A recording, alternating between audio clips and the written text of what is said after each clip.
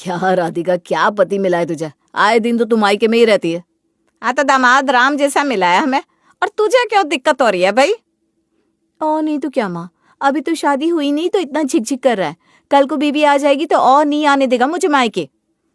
अरे हाँ भाई, हम भी देखेंगे किसमें कितना है दम। हाँ भाई, हम भी देखेंगे किसमें दम है कि मेरी बेटी को ना आने दे। ये मेरा घर है, मेरा, समझे? अरे मैं तो जीजा जी की बात कर रहा था, बहुत सीधे हैं। वो मेरा दोस्त है ना प्रीतो, उसके जीजा जी तो जैसे पूरी औरत है, औरत। जीजा जी कैसे औरत हो सकते हैं? तो दीदी क्या है, आदमी? अरे बस करना, फालतू के जोक्स में हंसी भी नहीं आती है। और उसने प्रीतू की बहन का वो हाल कर रखा है। अरे ना तो उसे मायके आने देता है, और तो और कोई चाहता भी नहीं कि उनके जीजा घर आए। तभी डोरबेल बजती है। डोरबेल बजी तो राधिका भागी दरवाजे की तरफ। अरे आ गए आप? माँ आ गए। दरवाजा खुला तो सामने खड़े थे विक्रम। सफेद कुर्ता, शांत चेहरा, हल्की सी मुस्कान, ना कोई शोर ना कोई ड्रामा। नमस्ते माँ जी, पैर छूता हूँ। जीते रहो बेटा, जीते रहो। आओ आओ, थक गए होंगे ना बेटा, बैठो। अरे थकान कैसी माँ जी, आपके घर आना तो एनर्जी देता है। पिता सोफे पर बैठे अखबार पढ़ रहे थे। विक्रम ने झुककर पैर छुए। अरे विक्रम बेटा, कब आए? बताया क्यों नहीं पहले? पापा जी, अपने घर आने के लिए भी अपॉइंटमेंट लेनी पड़ेगी क्या? वैसे भी राधिका यहाँ थी तो मैं भी चला आया, सोचा सब साथ मिलकर बैठेंगे। रोहन एक कोने में चुपचाप बैठा था। विक्रम ने खुद आगे बढ़कर उसके कंधे पर हाथ रखा। क्या हुआ साले साहब, मुंह क्यों लटका के बैठे हो? अब कुछ नहीं जीजा जी, बस ऐसे ही। ऐसे ही नहीं चलेगा यार। क्या चल रहा है कॉलेज में? पिछले महीने जो बोल रहे थे इंटर्नशिप वाला, उसका कुछ हुआ? नहीं जीजा जी, वो कंपनी ने रिजेक्ट कर दिया। अच्छा सुनो, रिजेक्शन का मतलब खत्म होना नहीं होता। मतलब ये होता है कि तुम अभी उस लेवल के नहीं हो, और ये बुरी बात नहीं है। बुरी बात ये होती जब तुम कोशिश ही नहीं करते। 2-3 और जगह अप्लाई करो, मुझे रेज्यूमे भेजो, मैं देखता हूँ। रोहन की आंखों में थोड़ी चमक आ गई। तभी किचन से माँ की आवाज आई। बेटा विक्रम, खाना लगाओ? माँ जी बस 2 मिनट, पहले हाथ मुंह धो लूँ। सुनिए ना, अभी निकलना होगा ना हमें? मेरी सहेली का फ़ोन था, उसके यहाँ जाना था। विक्रम ने एक नज़र राधिका पर डाली, फिर मुस्कुराया। अरे यार, माँ ने खाना बनाया है, आज यहीं रुकते हैं, कल चले जाना सहेली के यहाँ, ठीक है? राधिका ने 2 सेकंड सोचा। ठीक है। बस इतना, न बहस न ड्रामा। खाने के टेबल पर माँ ने दाल, चावल, आलू की सब्जी और रोटी परोसी। माँ जी, ये आलू की सब्जी आपकी। बाकी सब बनाते हैं, लेकिन जो बात आपके हाथ में है ना, वो कहीं नहीं है, सच बोल रहा हूँ। माँ खिलखिलाकर हंस पड़ी। अरे ज्यादा तारीफ मत कीजिए, नहीं तो ये राधिका सीखने की कोशिश भी नहीं करेगी। माँ। माँ जी ने बिल्कुल सही कहा है। खाने के बाद राधिका ने कहा कि उसे बाजार से कुछ लेना है। सुनिए ना, थोड़े पैसे चाहिए थे। विक्रम ने जेब से कार्ड निकाला और बिना एक भी सवाल किए टेबल पर रख दिया। पिन तुम्हें पता है ना? पिताजी ये सब देख रहे थे। चाय की चुस्की लेते हुए बोले। विक्रम बेटा, बहुत टेंशन है जिंदगी में आजकल, महंगाई, घर, ये सब। विक्रम ने शांति से कहा। पापा जी, आपको किसी चीज़ की चिंता नहीं करनी है। आप हैं, हम हैं, बस इतना काफ़ी है, बाकी सब हो जाएगा। रोहन दूर से ये सब देख रहा था। उसने धीरे से सोचा, शायद जीजा जी जैसा होना कमज़ोरी नहीं है। प्रीतु का घर ज़्यादा दूर नहीं था रोहन के घर से। रोहन जब पहुंचा तो घर में अजीब सी भागदौड़ मची हुई थी। अरे यार आ गया, अच्छा वो, बैठ जा बैठ जा। तभी प्रीतु की माँ रसोई से निकली, हाथ में आटे की परात थी। अरे रोहन बेटा, आ गए? अच्छा हुआ। सुन, आज दीदी के ससुराल वाले आ रहे हैं, घर में काम ज़्यादा है, तुम भी हाथ बटाओ ना थोड़ा। दोस्त की बहन बहन ही होती है ना, तो दोस्त का फर्ज भी तो बनता है। रोहन कुछ बोलता इससे पहले परात उसके हाथ में थी। यार आया था बैठने और यहाँ तो नौकरी लग गई। खैर, रोहन और प्रीतु दोनों लग गए। कुर्सियां लगाई, कूलर साफ किया, किचन में सब्जी काटी। 1 घंटे की मेहनत के बाद घर चमक रहा था। तभी बाहर कार रुकने की आवाज़ आई। आ गए जीजा जी। दरवाज़ा खुला, अंदर दाखिल हुए संदीप जीजा जी। धूप का चश्मा, हाथ में मोबाइल, चेहरे पर ऐसा भाव जैसे किसी ने जबरदस्ती बुलाया हो। तो आ गए हम। वैसे रास्ता बहुत खराब है, गड्ढे ही गड्ढे है। आओ आओ बेटा, बैठो, थक गए होगे ना? संदीप सोफे पर बैठा। 2 मिनट भी नहीं हुए कि अरे पानी तो लाओ कोई। और जरा ठंडा देना, गर्म पानी मत देना। पानी आया, एक घूंट लिया। ये ठंडा है, फ्रिज का पानी नहीं है क्या घर में? बेटा अभी और ठंडा करवाती हूँ। हाँ और ये एसी क्यों नहीं चल रहा? इतनी गर्मी में कूलर से काम नहीं चलता। जीजा जी एसी में ना कुछ दिक्कत है, ठीक करवाना है। हाँ यही होता है, सही से रख रखाव नहीं होता ना। हमारे घर में तो 3 एसी है, एक भी कभी खराब नहीं हुआ। रोहन ने प्रीतु को देखा। प्रीतु ने नजरें चुरा ली। थोड़ी देर बाद खाना लगा। संदीप ने थाली देखी। दाल में तड़का नहीं है क्या? और रोटी कितनी मोटी है? हमारे घर में तो इतनी पतली पतली रोटी बनती है। माँ चुप रही। रोहन का दिल किया कि कह दे कि वहीं जाकर खा लो ना। खाने के बाद संदीप टहलते हुए घर देखने लगा। ये कमरा छोटा है, नक्शा किसने बनाया था? अरे हमारे घर का नक्शा देखो, हर कमरे में अलग बाथरूम है। फिर शादी की बात निकली। वैसे शादी में जो गाड़ी दी थी ना, वो सेकंड हैंड थी, मुझे पता चल गया था। नई गाड़ी देते तो ज्यादा अच्छा लगता। प्रीतु के पिता का चेहरा उतर गया, चुप रहे। फिर प्रीतु की बहन नेहा किचन से निकली। अरे सुनो, ये जो तुमने आज सब्जी बनाई है ना, नमक ज्यादा था। और वैसे घर भी ज्यादा साफ नहीं रहता तुम्हारा, ना खाना अच्छा ना घर। पता नहीं सफाई से क्या दुश्मनी है तुम लोगों की। नेहा ने बस हाँ बोला और अंदर चली गई। रोहन दूर बैठा सब देख रहा था। मन में हलचल मच रही थी। यार ये इंसान या शिकायतों का पिटारा। पानी ठंडा नहीं, एसी नहीं, गाड़ी पुरानी, नक्शा गलत, रोटी मोटी और ऊपर से अपनी बीवी की भी बुराई। ये दामाद है ये इंस्पेक्टर। रोहन को अचानक विक्रम जीजाजी याद आए, जो बिना बुलाए आते हैं, खुद काम में हाथ बटाते हैं, माँ की तारीफ करते हैं, पापा को चिंता मत करो बोलते हैं। रोहन प्रीतु के घर से निकला तो दिमाग में संदीप जीजाजी की छवि घूम रही थी। यार क्या ठाट है, गाड़ी की डिमांड, एसी की डिमांड, फ्रिज का ठंडा पानी, और सब चुपचाप सुन भी रहे थे। एक हमारे जीजाजी है घून चुके हैं के, खुद आकर बैठ जाते हैं, खाना खाते हैं, तारीफ करते हैं, पापा के पैर छूते हैं। अरे कहाँ का दामाद हुआ यार। घर पहुंचा तो माँ किचन में थी, पापा टीवी देख रहे थे। माँ आज प्रीतु के जीजाजी आए थे। अच्छा तो अरे माँ क्या बताऊं, एकदम दबंग आदमी है। गाड़ी में आए, धूप का चश्मा, बोले कि शादी में जो गाड़ी दी थी ना वो सेकंड हैंड थी। सीधे मुंह पर बोल दिया माँ, किसी की परवाह नहीं। पिता ने टीवी बंद किया। तो ये अच्छी बात है तेरे हिसाब से? अरे पापा कम से कम दबता तो नहीं है। काश हमारे जीजाजी भी ऐसे होते, थोड़ा रौब होता, थोड़ी धाक होती। हाँ भाई विक्रम थोड़ा ज्यादा ही सीधा है, कभी कुछ मांगता ही नहीं, कभी कुछ बोलता ही नहीं। सच में दामाद में थोड़ी हैसियत तो होनी चाहिए, आखिर बेटी दी है हमने। बिल्कुल पापा, प्रीतु के जीजाजी की तो पूरे घर में चलती है। तीनों बैठे संदीप की तारीफ करते रहे और विक्रम को भूल गए।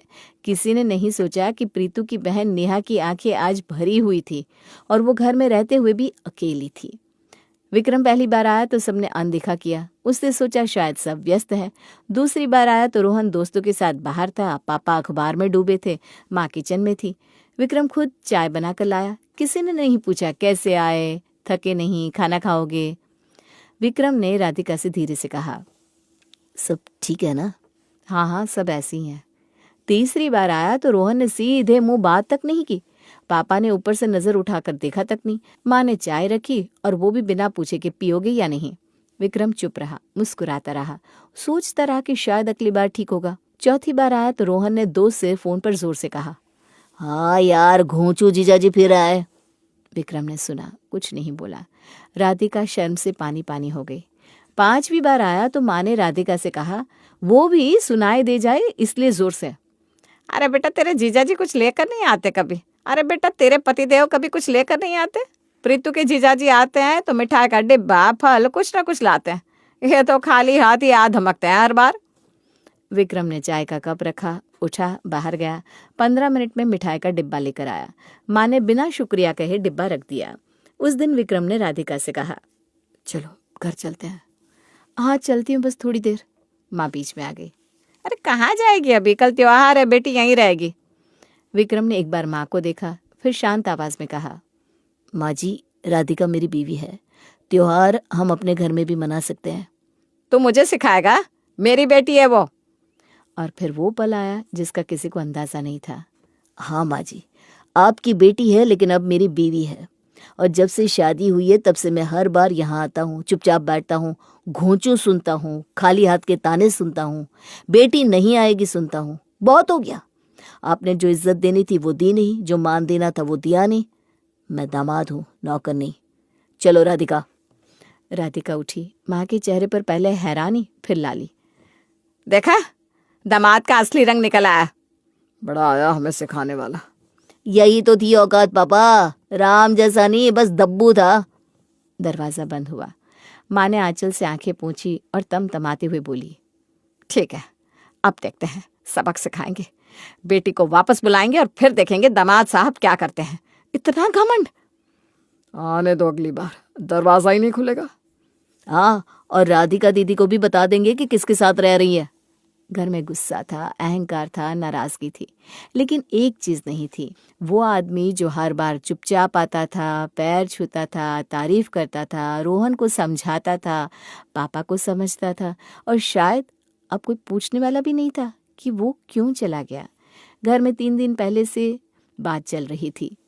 राधिका को बुलाना चाहिए, रक्षाबंधन है भाई, भाई बहन का त्योहार है। हाँ तो फोन लगाओ ना। अरे दीदी आएगी क्या? मुझे तो बस राखी बंधवानी है। माँ ने फ़ोन किया, राधिका ने उठाया। हाँ माँ। बेटा रक्षाबंधन पर आ जाओ, रोहन को राखी बांधनी है। राधिका ने एक पल रुक कर कहा, माँ विक्रम से पूछना होगा। और विक्रम का जवाब आया, इस बार नहीं। बस इतना, कोई लंबी बहस नहीं, कोई सफाई नहीं। घर में सन्नाटा छा गया। फिर गुस्सा आया, फिर बड़बड़ाहट। देखा, यही करेगा, बेटी को कैद करके रखेगा। अरे त्योहार पर भी नहीं आने दिया। रोहन चुप रहा, फिर बोला, ठीक है, मैं खुद जाता हूँ दीदी के घर। रक्षाबंधन के दिन रोहन थाली सजा कर निकला। राखी, मिठाई, दीदी के लिए कपड़े। दरवाज़ा खुला तो राधिका सामने थी। चेहरे पर मुस्कान थी, लेकिन वो वाली नहीं जो पहले होती थी। आ रोहन। रोहन अंदर गया। विक्रम सोफे पर बैठे मोबाइल देख रहे थे। नज़र उठाई, हल्का सा सिर हिलाया, फिर वापस मोबाइल में। जीजा जी नमस्ते। हाँ बस। रोहन बैठा। 5 मिनट हुए, 10 मिनट हुए, न पानी आया न चाय का पूछा। राधिका किचन में थी। रोहन ने राखी की थाली निकाली, राधिका ने राखी बांधी, रोहन ने लिफाफा दिया। राधिका ने खोला, अंदर कपड़े और कुछ पैसे थे। रोहन, ये कपड़े का रंग तो बिल्कुल अच्छा नहीं है, और इतने पैसे? प्रीतु के भाई ने अपनी बहन को सोने का सेट दिया था इस बार। रोहन के हाथ रुक गए। वो राधिका जो पहले कहती थी कि भाई ने दिया तो सोने से भी कीमती है, वो आज कह रही है कि रंग अच्छा नहीं है। खाने का तो किसी ने पूछा ही नहीं, पानी का भी नहीं पूछा। विक्रम उठे, बाहर चले गए और फिर वापस नहीं आए। रोहन आधे घंटे में उठ गया। जा रहे हो? हाँ दीदी, काम है। बाहर निकला तो धूप तेज थी। रोहन ने स्कूटर स्टार्ट किया, निकल गया, लेकिन कोई बाहर तक छोड़ने नहीं आया। रोहन घर पहुंचा तो सीधे अपने कमरे में घुस गया। माँ ने देखा तो समझ गई कुछ गड़बड़ है। क्या हुआ, राखी बंधवाई? रोहन कुछ नहीं बोला, बस बैठ गया और फिर आंखें भर आई। माँ, दीदी ने पानी तक नहीं पूछा, जीजा जी ने मुंह तक नहीं खोला, और जो कपड़े दिए उसमें भी दीदी ने कमियां निकाल दी। कहा कि प्रीतु के भाई ने तो सोने का सेट दिया। पिता का चेहरा सख्त हो गया। माँ की आंखें लाल हो गई। उन्होंने फोन उठाया और राधिका को लगाया। राधिका, ये क्या हरकत है तेरी? भाई रक्षाबंधन पर आया और तूने पानी तक नहीं पूछा? कैसी बहन है तू? दूसरी तरफ राधिका चुप रही, फिर शांत, बिल्कुल ठहरी हुई आवाज में बोली, माँ, रोहन को बुरा लगा? अच्छा माँ, एक बात बताओ, जब विक्रम हर बार तुम्हारे घर आते थे तो क्या तुमने कभी पानी पूछा? क्या कभी रोहन ने ढंग से बात की? क्या पापा ने एक बार भी पूछा कि थके तो नहीं? रोहन ने तो उन्हें घूंचू तक कहा माँ, एक बार नहीं, बार बार। माँ के मुंह से आवाज तक नहीं निकली। माँ, विक्रम ने कितना झेला। चुपचाप आते थे, पैर छूते थे, तारीफ करते थे, रोहन को समझाते थे, पापा को ढाढ़स देते थे, और बदले में क्या मिला? अपमान, हर बार अपमान। माँ, मैं उन लोगों से रिश्ता नहीं रख सकती जो मेरे देवता जैसे पति का अपमान करे, चाहे वो मेरा अपना ही घर क्यों ना हो। फोन कट गया। कमरे में सन्नाटा था। माँ धीरे धीरे सोफे पर बैठ गई और फिर रो पड़ी। बेटा, मैंने गलत किया। मैं संदीप की तारीफों में आ गई और मैंने विक्रम की कद्र नहीं की। वो हर बार आता था, इज्जत करता था, और हमने उसे क्या दिया? पिता की आंखें नम हो गई। वो चुप रहे, लेकिन उनकी चुप्पी सब कह रही थी। रोहन कमरे में बैठा था, सब सुन रहा था। दिमाग में एक एक बात घूम रही थी। संदीप जीजाजी का रौब, प्रीतु की बहन की भरी आंखें, विक्रम जीजाजी का हर बार चुपचाप मुस्कुराना। राखी पर दीदी का ठंडा व्यवहार। रोहन उठा, फोन उठाया, विक्रम का नंबर लगाया। घंटी बजी, विक्रम ने उठाया। हाँ रोहन। रोहन की आवाज़ कांप रही थी। जीजा जी, मुझे माफ कर दो। मैंने आपको खो चुका, आपकी बेइज्जती की, आपकी कदर नहीं की। मैं समझ नहीं पाया कि जो चुपचाप सब झेलता है, जो बिना मांगे देता है, जो बिना शोर के प्यार करता है, वही असली मर्द होता है। संदीप जीजा जी का रौब देखकर मैं अंधा हो गया था, लेकिन आज दीदी के घर जाकर समझ में आया कि रौब वाले घर में बहन की आंखें खाली होती है। दूसरी तरफ विक्रम कुछ देर चुप रहा, फिर कहा, रोहन माफी मत मांगो, बस इतना याद रखो कि इज्जत मांगी नहीं जाती, कमाई जाती है। और मैंने कभी मांगी भी नहीं। तुम मेरे साले हो और हमेशा रहोगे।